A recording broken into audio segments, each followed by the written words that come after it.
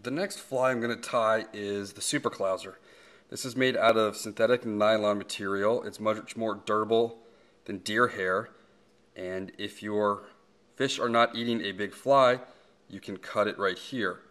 If I was to use something like this, a traditional deer hair clouser, well, it's tapered, so you can't really cut it because the fibers don't really work.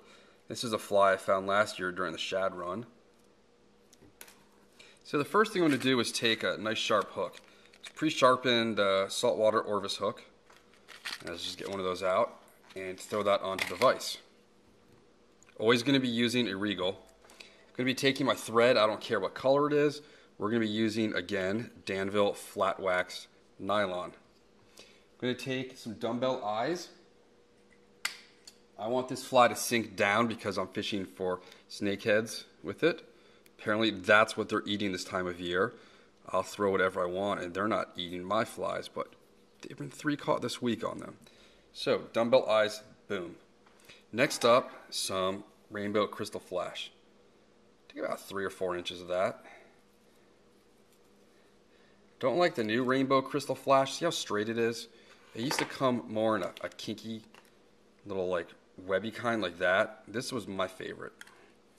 But I saved that for my damsel flies. Alright, so again, all bait fish are going to be counter shaded, which means light on the bottom, dark on top.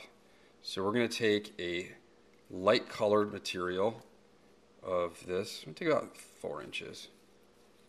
And you want to have some good sharp scissors for this. Let's see if I can do it in one cut. Nice. We're going to tie it in right behind the eyes. We're going to pull it back a little bit so it lines up right behind the dumbbells.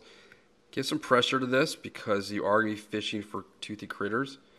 See how sharp that is? I just poked my finger and got stuck. Now, it's a Regal vise, so all we do is flip it over. No real need to adjust. We're going to take the darker color now, about the same length piece. We're going to cut that. And now this little gap between the eye of the fly and the eye of the hook, just going to rest that right there, pull it back a little, start wrapping over it. Now the fly's more or less done. We're going to do a half hitch, just a couple loops around my index finger, pull and tighten, a couple more. You could add clear cure glue to this, you could add nail polish, super glue, whatever you want. I'll just do an example of super glue. Kevin Arculio told me to use Gorilla Glue, so I'm going to try that. And that's just going to secure the knot a little bit more. It's an extra step. You got to wait for that to dry. So it's definitely more work on your end.